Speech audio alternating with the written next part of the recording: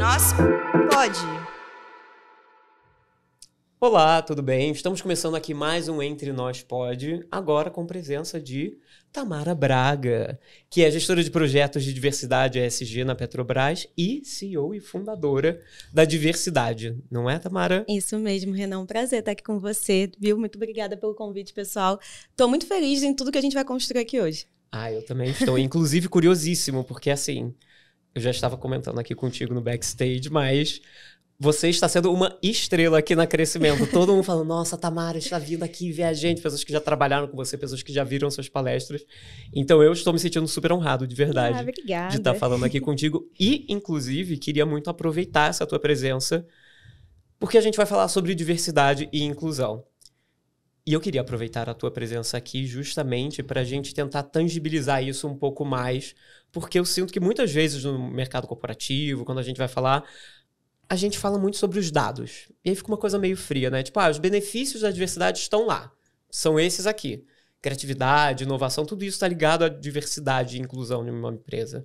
Mas assim, o que torna uma pessoa mais forte por ser diversa em relação a um grupo já estabelecido? De onde é que vem isso? Eu queria explorar isso um pouco na tua vivência. Você, sendo uma mulher negra, bissexual, mãe, o que traz de forças isso também para você em relação a uma equipe que já é de um determinado padrão? Perfeito, Renan. Eu, inclusive, gosto de trazer essa abordagem. Normalmente, quando eu faço palestras, eu sempre começo com a minha vivência, porque eu gosto de retratar para as pessoas o que isso me potencializou como pessoa, né? E me potencializar como pessoa também me potencializou como profissional, no final das contas. Uhum. Então, hoje eu posso contar para você que eu nasci numa periferia, né? Eu sou filha de um homem preto com uma mulher branca. Minha mãe tá aqui junto com a gente hoje também, tô super feliz. Meu pai vem de uma família de pessoas pretas, minha mãe, né, de uma família de pessoas brancas. E quando eu tava de um lado da família, eu era vista de um jeito. Quando eu tô do outro lado da família, eu sou vista de outro. Como uma mulher de pele clara, né, a gente acaba tendo essa birracial... Ih, não consigo falar essa palavra, vou repetir. Eu acabo tendo essa transformação acontecendo dentro de mim muito pequena, e eu consigo perceber que eu preciso trabalhar temas raciais desde muito cedo. Então, eu sou voluntária da Educafro há muitos anos, e lá eu acabei conseguindo oportunidades de bolsas para mim, né? Ao mesmo tempo que eu ajudava outras pessoas, eu também conseguia furar algumas bolhas. E a minha mãe me ensinou, assim, antes de me ensinar a falar, basicamente, que eu podia desistir de tudo na minha vida, menos dos estudos. Então, isso foi muito importante para mim, porque ela deixava de comprar comida para casa para pagar um colégio para mim. E, no final das contas, isso fez com que eu quisesse retribuir isso para ela, né? Dar orgulho, falar, poxa, mãe, aqui, ó, tô estudando, tô tirando 10 em tudo, desde pequenininha. Uhum. E aí, eu consegui uma bolsa no Sistema Elite de Ensino, que é um grande colégio no Rio de Janeiro. E lá eu consegui entender que eu podia fazer ensino técnico, né? Junto com o ensino médio. E aí eu decidi fazer química, fiz técnica em química com 14 anos, me apaixonei por química. E foi aí que eu decidi que eu podia fazer outras coisas da minha vida. Porque até então eu achava que ia ser técnica em química a vida inteira, né? Não sabia que eu podia fazer faculdade nem nada. E aí, nesse momento, eu começo a conhecer pessoas que tinham pais engenheiros, médicos, advogados. Eu começo a entender que eu podia entrar no mundo corporativo. E é aí que eu entro na Piraquê de Biscoitos. Eu era a única mulher na linha de produção, uma menina, né, de 18 anos. Eu lembro como se fosse ontem, eu e minha mãe na fila da carteira de trabalho. Eu, uma menininha assim, né, tipo, o que eu faço agora? Mas foi super importante porque eu comecei a querer atrair outras mulheres para aquele espaço, porque eu trabalhava na linha de produção, né, então realmente era muito masculino. Depois disso, eu comecei a entender que eu podia fazer engenharia, fazer uma faculdade no geral, porque eu estava no voluntariado do Engenheiros Sem Fronteiras. Então, eu estava projetando um biofiltro para tratar água de chuva em abrigos carentes do Rio. E ali eu percebi que eu podia fazer uma engenharia, que eu podia fazer uma faculdade. E eu falei, poxa, por que não fazer engenharia química e fazer impacto social ao mesmo tempo, né? Porque eu sempre quis fazer impacto social. Como eu sabia química, gostava de fazer impacto social, eu falei, vou fazer isso aqui. Passei para a Universidade Federal Rural do Rio de Janeiro. Chegando lá, descobri que a faculdade ainda por cima era integral, então não podia trabalhar ao mesmo tempo, era horrível. E eu falei, e agora? Como é que eu vou me manter aqui? Comecei a buscar bolsas do governo para eu poder ganhar dinheiro para pegar transporte e comida, né, basicamente. E eu fiz um projeto para conectar alunos cotistas com fábricas em volta da faculdade, porque eu percebi, fazendo uma análise de dados básica ali, que as pessoas que eram cotistas tinham boas notas, mas não conseguiam se manter na faculdade. E a gente começou a conectar essas pessoas com as fábricas, e foi assim que eu comecei a me aproximar das empresas também, né? E a gente melhorou em 40% a evasão desses alunos nessa época, eles tocam esse projeto até hoje. Só que eu ganhava R$400 do governo para fazer isso. Eu falei, poxa, agora chegou no momento ali que não dava para pagar nem mais o transporte, né, mãe? E aí a gente começou a buscar estágio de engenharia mesmo, né? Como é que eu consigo um estágio de engenharia? Parar de ganhar 400 para ganhar 1.500, né? Porque pra gente R$1.500 era muito dinheiro naquela época. E quando eu chego nessa etapa ali de processo seletivo de engenharia, eu sempre sou a única mulher negra, LGBT, que não tinha inglês, não tinha intercâmbio. E eu falei, gente, eu nunca vou conseguir passar numa etapa dessa. E foi assim que o LinkedIn me ajudou a primeira vez, porque a comunidade Empodera me encontrou lá. E eles me treinaram sobre pitch, storytelling, dinâmica de grupo, tudo que era processo seletivo. Minha mãe achou que eu ia ser exportada para a Turquia, porque era aquela época da novela da Morena, não sei se vocês lembram. A minha mãe e meu padrasto iam junto comigo para os lugares, achando que eles iam me roubar. Né? Quando a esmola é muito grande, né? A gente desconfia. E acabou que foi incrível, eles realmente são muito bons, eles estão com 300 mil mentorados agora, mas na época era só 10, então a gente ficava com um pouquinho de medo mesmo. E no final das contas eu consegui meu primeiro estágio de engenharia na Teadit, que é uma indústria de juntas e vedação multinacional, e eu fiz Lean Six Sigma, Yellow Belt, Green Belt, Black Belt, toquei um projeto que retornou R$200 mil anuais para a empresa, e eu comecei a me empoderar de resultado, assim, né, de que eu conseguia fazer as coisas. Entrei na Coca-Cola, fui estagiária do Sistema de Gestão Integrado, olhava para todas as ISOs. Comecei a fazer um projeto de comunicação que era basicamente transformar a ISO para ser mais acessível para o pessoal da operação. Porque a gente tinha muita não conformidade, porque quem escrevia o procedimento não era a pessoa que trabalhava no procedimento todo dia. Então, a gente fez o contrário. E em 1 ano e meio, a gente saiu de 17 para 2 não conformidades. Eu acabei sendo contratada como técnica. E aí a gente vai para o regime 6-1, que eu começo a trabalhar de segunda a sábado, de 2 da tarde até 11 da noite. Não sei se você conhece o Rio, mas eu morava em Nova Iguaçu, trabalhava na Taquara, estudava em Seropédica, dava 8 horas diárias de transporte público. E voltando ao 6-1, né, que a gente estava falando tanto do regime 6-1, foi um caos, assim, na minha vida. Eu mal conseguia viver, nem estudar, nem nada, faltava aula para poder trabalhar.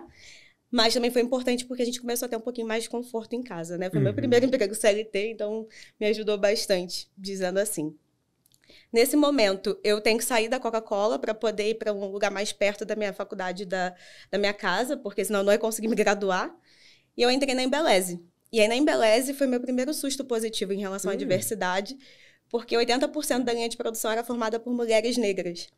E quando eu cheguei lá e vi isso, eu fiquei assim, gente, mas isso é totalmente o oposto do que eu já vi na minha vida inteira, né? Posso aproveitar e te fazer uma pergunta com esse gancho? Claro. Eu gostei muito de você ter falado que foi uma surpresa positiva.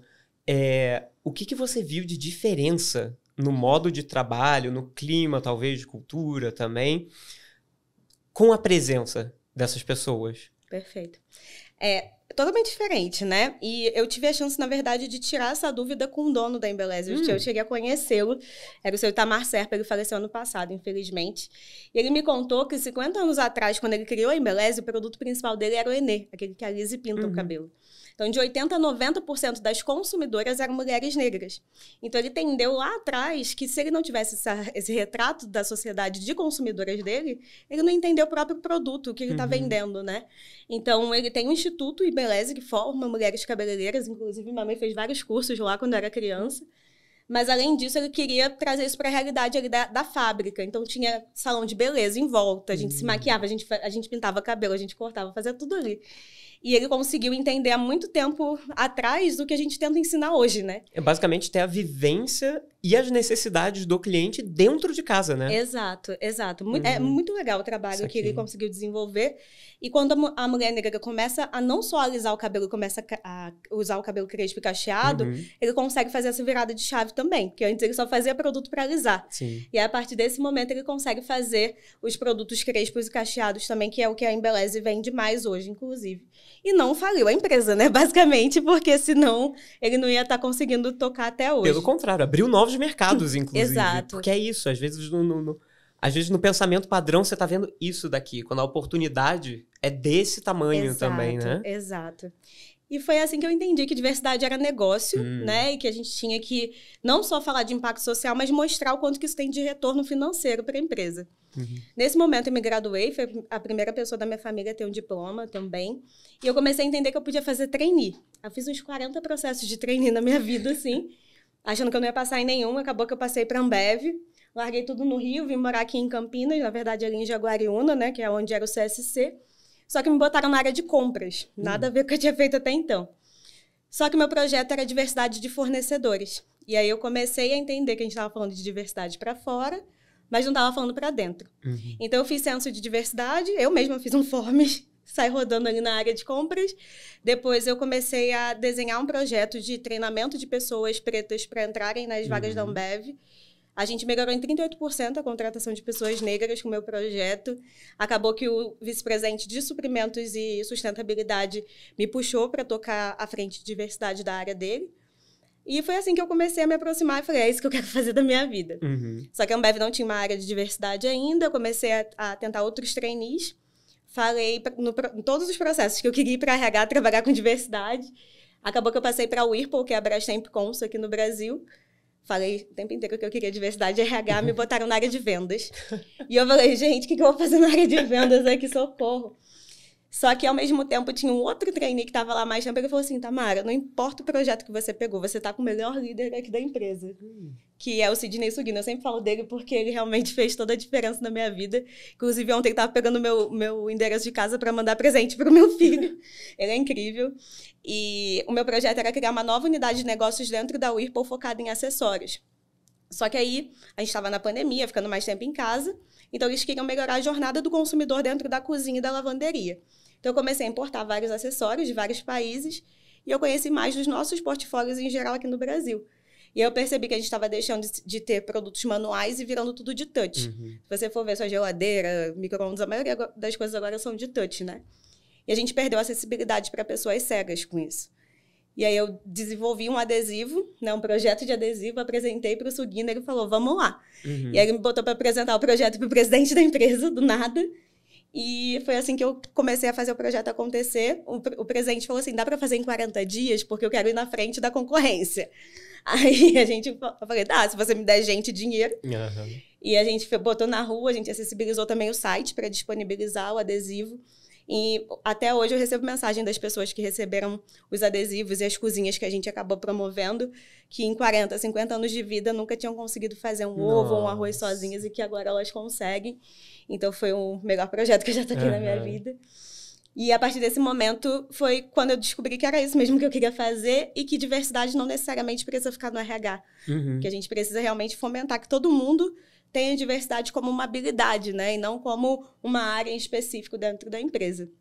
Aí a diretora de RH da Whirlpool foi para a Heineken e me levou para ser a líder de diversidade e inclusão da Heineken. E foi assim que eu fiz a migração oficial de trabalhar com RH e diversidade. Desenvolvi toda a minha metodologia de gestão de diversidade. Hoje eu estou escrevendo um livro sobre isso.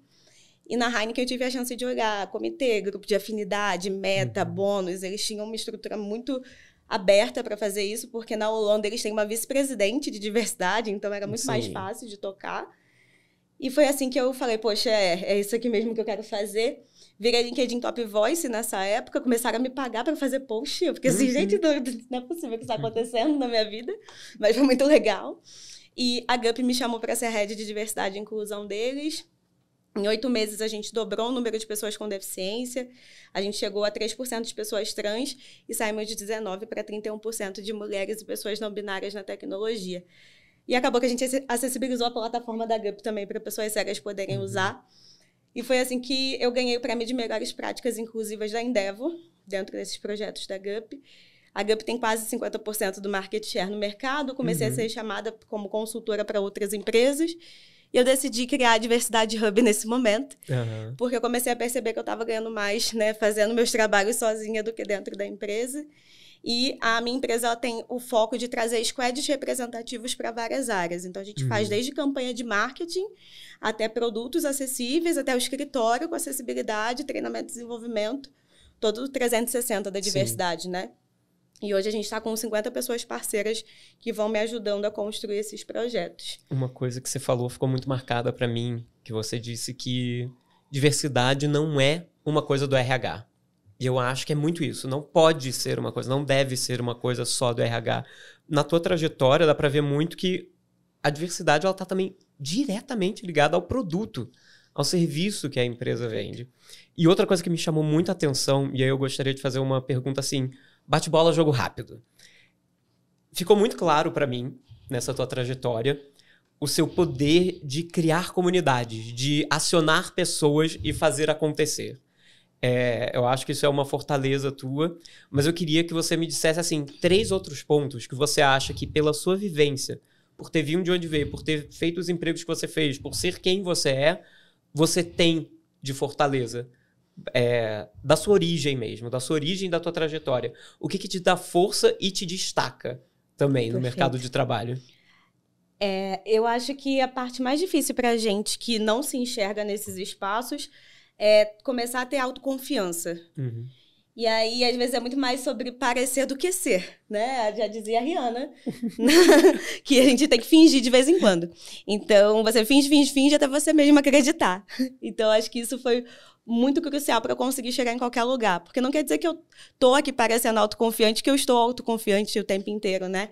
Então, tudo que eu tento fazer em relação ao meu propósito é também preparar as pessoas para poderem ter essa autoconfiança para fora, né? Para poder realmente mostrar quem elas são. Porque senão a gente não consegue nem mostrar quem a gente é dentro esses espaços que não parecem com a gente. Sim. Um outro ponto que eu sempre tive desde criança é fazer gambiarra. Eu sou a pessoa que dá um jeito de fazer sem dinheiro, com dinheiro, do jeito que der. Tava até falando com a minha mãe quando a gente estava vindo hoje do que eu fazia para ganhar dinheiro quando era criança, assim. Eu ia no mercadinho, assim, comprava vários bloquinhos, era 25 centavos, eu vendia por R$1, R$2 na escola, para eu ter mais dinheiro para eu comer mais lanche durante o mês. Aí teve uma época também que eu vendia jogo do bicho pros meus tios. Porque eles falavam que eu era sortuda, porque eu fazia minha avó ganhar no jogo do bicho, eu fiz uma mesinha e vendia jogo do bicho pra eles. Nada mais carioca, né? Nada mais carioca do que isso. E eu ganhava dinheiro pra fazer nada, escrevia nos números e dava os outros. Era ótimo. Então essa habilidade é uma coisa que vem muito da periferia também, né? Que a gente se adapta de certa forma. Isso vem muito da minha mãe também. Minha mãe é super empreendedora. Minha mãe é meu exemplo de liderança desde sempre. Então, eu aprendi com ela a me virar do jeito que dava, na hora que dava, e assim. E acreditar muito que tem a esperança de uma vida melhor. Porque se você desiste de você, não vai ter ninguém ali para poder te acolher. Isso já veio, desses 2 pontos já vieram comigo desde sempre. Mas o que eu aprendi com a vida foi exatamente olhar para as situações e criar soluções diferenciadas, conectadas com aquilo que não necessariamente é a minha vivência, mas com a vivência de pessoas que não estão representadas naquele espaço. Então, esse exemplo da Whirlpool foi claro. Eu não sou uma pessoa com deficiência, mas por eu conviver com muitas pessoas com deficiência, eu sabia que aquilo ali era uma dor. Então, isso é um exemplo de como você tem que olhar de um aspecto muito mais amplo para tudo que a gente está construindo. Então, acho que esses 3 pontos são necessários para a gente mostrar que diversidade é potencial, né? Que a gente consegue trazer o que a gente tem de diferente para poder incrementar, para alcançar mais público, mais consumidor, mais gente que se enxergue e se veja no seu produto, na sua campanha, dependendo do que você quer mostrar. Muito legal isso. Diversidade é potencial, né? E eu acho que é pensando especificamente no profissional individualmente. É um potencial individual, é uma fortaleza individual a diversidade. Perfeito. O que nos leva ao próximo tópico que eu tenho preparado aqui, que é justamente o retrocesso que a gente está vendo de alguma maneira. Assim, globalmente, eu acho. Até um caso que ficou muito famoso agora, que a galera tá falando, é o da Victoria's Secrets, né? Que fez um novo desfile agora com modelos magras, modelos brancas, modelos como sempre foram as modelos. Voltando aos anos 90, quando eu vi. Exatamente. Os anos 90, anos 2000 estão voltando assim, olha. Pois é. De um jeito que talvez não seja tão legal. Não estamos pegando as melhores coisas dos anos 90 e 2000. Mas eu queria pegar esse caso emblemático para perguntar na tua visão. O que você acha que é isso? Que é uma resistência do mercado, da cultura até no geral, se a gente estiver pensando nessa onda que a gente já teve de diversidade. Parece que a gente chegou, abriu um pouco a porta e agora a porta está meio parada, querendo fechar. É o que isso? É uma resistência do mercado por questões de custo, de ter que pensar em coisas que nunca pensaram? É algo mais na linha de fizemos o que tínhamos que fazer e agora já está bom? Como é que você enxerga isso? Perfeito. Se conecta muito com o que a gente estava conversando antes, na verdade. as pessoas foram colocadas como especialistas de diversidade, mas não eram especialistas das próprias vivências. A maioria dos profissionais de diversidade que eu conheço só sabem sobre a própria vida. As pessoas não querem abrir a cabeça para poder criar soluções para produto, para campanha, para tudo. A gente precisa integrar a diversidade como parte dos processos e não deixar como um processo à parte, um treinamento, uma coisa que a gente fala de vez em quando. Se a gente não consegue criar um processo de RH, um processo de marketing, um processo de criação de novos produtos que envolva a diversidade estrategicamente, para você mostrar que não é um custo, né? É um investimento que você está fazendo, muito dificilmente a empresa vai querer nutrir isso. Então, por isso que as áreas de diversidade estão sendo extintas, porque a gente não prova que tá dando retorno, né, financeiro, e vira um custo. E a empresa vê como, vamos continuar dando cesta básica ali, que é mais fácil, gasta menos, né, gasta menos tempo, e acha que é a mesma coisa. E a gente perde várias oportunidades de, ao invés de só oferecer, né, só oferecer um lugar para a pessoa morar ou uma coisa para ela comer, você pegar e aproveitar aquele espaço para criar pessoas para trabalharem dentro da sua empresa, para se apaixonarem pelo que você faz, né? E isso vai se perdendo ao longo do tempo exatamente porque ninguém consegue colocar isso numa estratégia. E eu acho que isso vem muito de mim porque eu fiz engenharia, né? Então, minha cabeça funciona com fluxo, com processo e tudo mais. Então, o que eu tento ensinar para as pessoas que querem trabalhar com diversidade é muito isso. Como que a gente pega dado, não fica só no dado, dentro da palestra, 50%, 60%. O que isso significa na prática? Se eu comecei a colocar um produto mais acessível, eu comecei a vender para 25% da população que eu não olhava antes. Quanto que isso está me dando de dinheiro, de marca? Né? Porque a gente precisa provar isso no final das contas. Fazer uma argumentação clara, né? De causa e consequência. Exato. Causa, atividade, né? Input e outtake. Perfeito. Alguma coisa nesse sentido. Perfeito. Você falou que é pra gente mudar essa perspectiva, né? De não enxergar diversidade como um custo, mas como um investimento. Eu acho isso muito interessante, mas eu queria te perguntar um pouco como é que tem sido na tua trajetória. Você citou algumas pessoas, lideranças, VPs, que super te deram espaço e super te deram meios para agir a favor de diversidade e inclusão. Mas como é que é essa discussão nas altas camadas de liderança? Porque eu imagino que esse argumento ele tem que ser cada vez mais potente, né? Conforme você vai subindo na hierarquia, você tem que mostrar isso cada vez mais. Perfeito. Investimos desta forma, colhemos isso aqui. Como foi na tua trajetória e no que você vê e ouve também de mercado? Perfeito. A minha trajetória pessoal, né, junto com a profissional, me mostra que normalmente as pessoas que abriram portas para mim foi porque elas viram alguma coisa parecida na vida delas. Então, no caso da Whirlpool, o presidente que aprovou, a filha dele é uma pessoa com deficiência. Então, isso foi estratégico para ele olhar para aquilo de uma forma diferenciada, né? O Sugino também vem de uma família mais pobre, então ele já tinha essa coisa de querer também dar a oportunidade que ele teve lá atrás. Então, tem muito a ver com isso, né? Se você se identifica com a pessoa, fica mais fácil. O link de empatia, né? E normalmente isso não acontece muito nas camadas mais altas, né? Eu tive uma sorte, digamos ali, de ter essa conexão. Mas é muito difícil de conectar com a alta liderança porque a gente não tem essas provas de fatos e dados lá no final. E aí vai muito no sentido de a pessoa que está cuidando disso dentro da empresa, ela precisa fazer protótipo, tem que testar, provar com fatos e dados mesmo que aquilo ali vai fazer alguma promoção de certa forma. E lá na Whirlpool eu posso trazer até outro exemplo que além da gente melhorar as vendas para pessoas com deficiência, a gente começou a receber mais currículos de pessoas com deficiência depois que a gente colocou o produto na rua. Então, além de fortalecer a parte de consumidor, a gente acaba melhorando a marca empregadora também, né? Então, as pessoas que são pessoas com deficiência, mas queriam cargos de liderança, por exemplo, começaram a falar com a Whirlpool, tipo, eu quero trabalhar aí. Porque se enxerga, né, ali. Quando você se enxerga no produto, você se enxerga na empresa também. Exato. Então, para mim, falar com a alta liderança ainda é muito difícil, exatamente porque as pessoas não conseguem ver que isso dá dinheiro, até porque quando você olha nas matérias, no LinkedIn, é sempre aquela coisa de ativismo, digamos assim, né? E aí as empresas olham para o ativismo assim, tipo, não quero essa pessoa aqui não, porque ela vai fazer barraco aqui na minha empresa, não vai ser legal, né? Só que o barraco não tem que ser visto como um barraco, a gente tem que ser muito estratégico. Porque se a gente quer mudar um sistema, a gente tem que estar dentro desse sistema. Sim. E se a gente não se acopla, se a gente não hackeia esse sistema, a gente não vai conseguir falar a mesma língua, né? Então, para falar com a alta liderança, eu preciso falar de outra forma. Então, isso é muito importante. Como que eu consigo traduzir o que eu quero passar de uma forma diferente, né? Envelopado de uma forma que eles entendam entendam, para que eles comprem também esses projetos. Gostei muito do que você falou disso, de que se a gente quer mudar um sistema, a gente tem que estar nesse sistema. A gente tem que minimamente entender dele, hackear esse sistema. Agora, mudando um pouco da perspectiva de alta liderança para médias lideranças, aquelas que colocam um plano de ação em ação para ser feito, e pensando até em você também, você enquanto liderança. Inclusão é um processo, né? Não é contratar uma pessoa de grupo minorizado que pronto, magicamente conseguimos a inclusão. Existe um acolhimento, existe você olhar para determinadas questões. Que tipo de dicas você poderia dar para uma liderança para facilitar esse processo?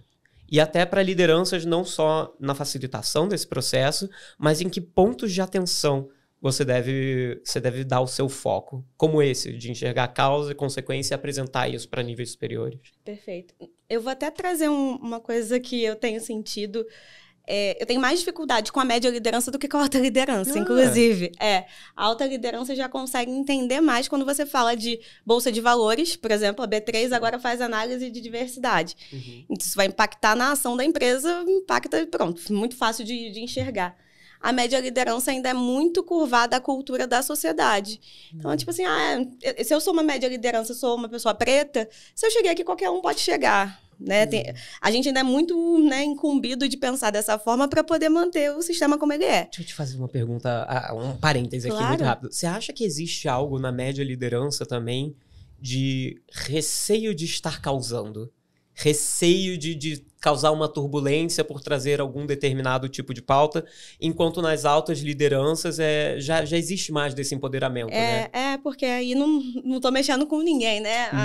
Para a média liderança comprar, ela tem que estar muito segura do que ela está passando também. E aí fica esbarrando no letramento, que às vezes não é legal e tudo mais. Então, tem muita coisa para ser desenvolvida.